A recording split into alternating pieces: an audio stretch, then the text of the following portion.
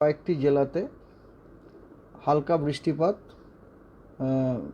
আপনার আইসোলেটেডভাবে দু এক জায়গায় হতে পারে। সেই জেলাগুলি হলো পুরুলিয়া, বাঁকুড়া, ঝাড়গ্রাম, পশ্চিম এবং পূর্ব মেদিনীপুর এবং দক্ষিণ চব্বিশ পরগনা। আর আগামীকাল দক্ষিণবঙ্গের ঝাড়গ্রাম, পূর্ব পশ্চিম মেদিনীপুর এবং দক্ষিণ চব্বিশ পরগনা এই কয়েকটি জেলাতে দু এক জায়গায় বিক্ষিপ্তভাবে হালকা বৃষ্টির সম্ভাবনা রয়েছে। বাকি জেলাগুলিতে শুষ্ক আবহাওয়া থাকারই সম্ভাবনা বেশি। 4 তারিখে দক্ষিণবঙ্গে গাঙ্গেয় পশ্চিমবঙ্গের আপনার পশ্চিমের যে জেলাগুলো আছে, যেমন বীরভূম, পশ্চিম বর্ধমান, পুরুলিয়া, বাঁকুড়া, ঝাড়গ্রাম, পশ্চিম মেদিনীপুর এবং পূর্ব বর্ধমান, এই জেলাগুলিতে দু এক জায়গায় বিক্ষিপ্তভাবে হালকা বৃষ্টির সম্ভাবনা আছে এবং গাঙ্গেয় পশ্চিমবঙ্গের বাকি জেলাগুলিতে বৃষ্টির কোনো সম্ভাবনা নেই, শুষ্ক আবহাওয়া প্রধানত। আর উত্তরবঙ্গের কেবলমাত্র দার্জিলিং জেলাতে দু এক জায়গায় বিক্ষিপ্তভাবে হালকা বৃষ্টির সম্ভাবনা রয়েছে 4 তারিখে। 5 তারিখে গাঙ্গেয় পশ্চিমবঙ্গের কোনো জেলাতে কোথাও কোনো বৃষ্টির সম্ভাবনা নেই, শুষ্ক আবহাওয়া প্রধানত। আর কিন্তু উত্তরবঙ্গের দার্জিলিং এবং জলপাইগুড়ি এই দুই জেলায় বিক্ষিপ্তভাবে দু এক জায়গাতে হালকা বৃষ্টির সম্ভাবনা রয়েছে। এটা হচ্ছে 5 তারিখ। 6 তারিখে আপনার উত্তরবঙ্গের সবকটি জেলাতে এবং গাঙ্গেয় পশ্চিমবঙ্গের পূর্বের সব জেলাগুলি তার মানে আমি বলছি মুর্শিদাবাদ, নদিয়া, উত্তর চব্বিশ পরগনা, দক্ষিণ চব্বিশ পরগনা, এই জেলাগুলিতে দু এক জায়গায় বিক্ষিপ্তভাবে হালকা বৃষ্টির সম্ভাবনা আছে। আর 7 তারিখে উত্তরবঙ্গের সব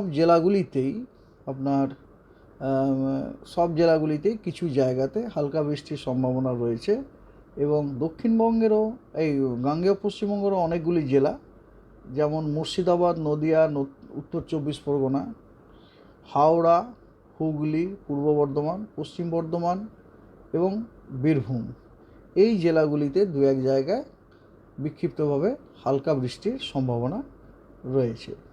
এবং 8 তারিখে এই গাঙ্গেয় পশ্চিমবঙ্গের সবকটি জেলাতেই বিক্ষিপ্তভাবে দু এক জায়গায় হালকা বৃষ্টির সম্ভাবনা রয়েছে, ইনক্লুডিং কলকাতা অলসো।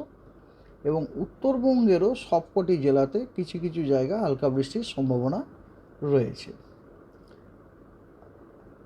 আর এবার হচ্ছে অ্যালার্ট, সতর্কবার্তা হচ্ছে আজকে আপনার পশ্চিম মেদিনীপুর এবং ঝাড়গ্রাম এই দুই জেলাতে ঝোড়ো হাওয়া 30 থেকে 40 কিলোমিটার প্রতি ঘন্টার সাথে বজ্রবিদ্যুৎ হওয়ার সম্ভাবনা রয়েছে, সেখানে আমরা হলুদ সতর্কবার্তা দিয়েছি।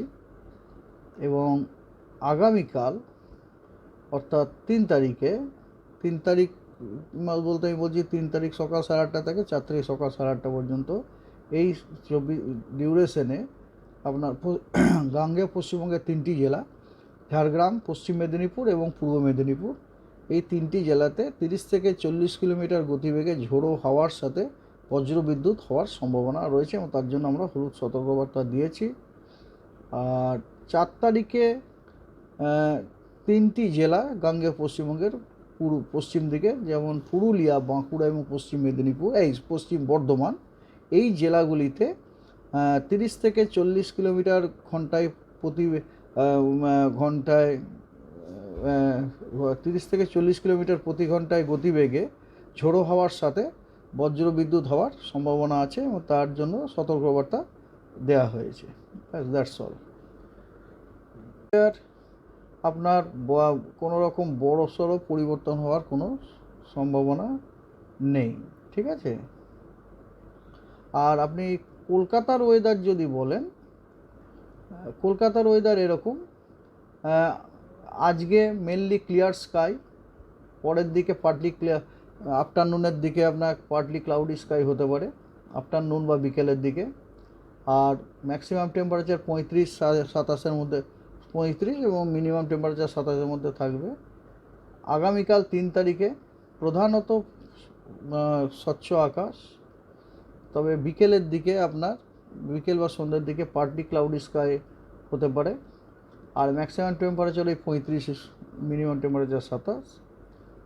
শুক্রবারও মানে 4 তারিখেও তাই, partly cloudy sky, maximum minimum temperature ওই 35-87। শনিবার প্রধানত আপনার ক্লিয়ার স্কাই, তবে বিকেলের দিকে এবং সন্ধ্যের দিকে হয়তো পার্টলি ক্লাউডি হতে পারে, আংশিক মেঘাচ্ছন্ন থাকতে পারে। আর ম্যাক্সিমাম টেম্পারেচার 35, মিনিমাম 28। সানডে প্রধানত আপনার স্বচ্ছ আকাশ, তবে বিকেলের দিকে বা বিকেলের দিকে আপনার ইয়ে হতে পারে, পার্টলি ক্লাউডি স্কাই হতে পারে, ম্যাক্সিমাম টেম্পারেচার 35, মিনিমাম 28। সোমবার 7 তারিখে পার্টলি ক্লাউডি স্কাই থাকার সম্ভাবনা, ম্যাক্সিমাম টেম্পারেচার 34, মিনিমাম টেম্পারেচার 27 থাকার সম্ভাবনা। এবং 8 তারিখে কিন্তু partly cloudy sky with possibility of rain, thunder shower, এবং ম্যাক্সিমাম এবং মিনিমাম 34 এবং 26 ডিগ্রি থাকার সম্ভাবনা রয়েছে। তার মানে গরম বাড়ার আর কোনো সম্ভাবনা নেই। হ্যাঁ, আগামী 8 তারিখ পর্যন্ত আমাদের কলকাতাতে গরম বাড়ার কোনো সম্ভাবনা নেই, এবং গোটা দক্ষিণবঙ্গেই কোথাও কোনো গরম বাড়ার আর সম্ভাবনা যেমন আছে সেরকম।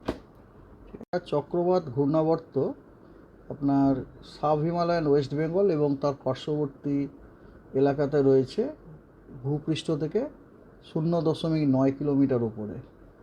এবং ওই চক্রবাত ঘূর্ণাবর্তের থেকে একটা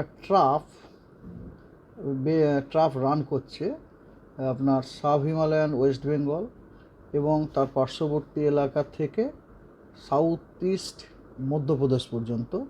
এবং ওটা রান করার সময় আপনার বিহার, ছত্তিশগড় এর ওপর দিয়েও পাস করছে, এবং এই ট্রাফটাও আমরা 0.9 কিলোমিটারে দেখতে পাচ্ছি ভূপৃষ্ঠ থেকে। এটা হচ্ছে সিনপটিক সিচুয়েশন। আর ফোরকাস্ট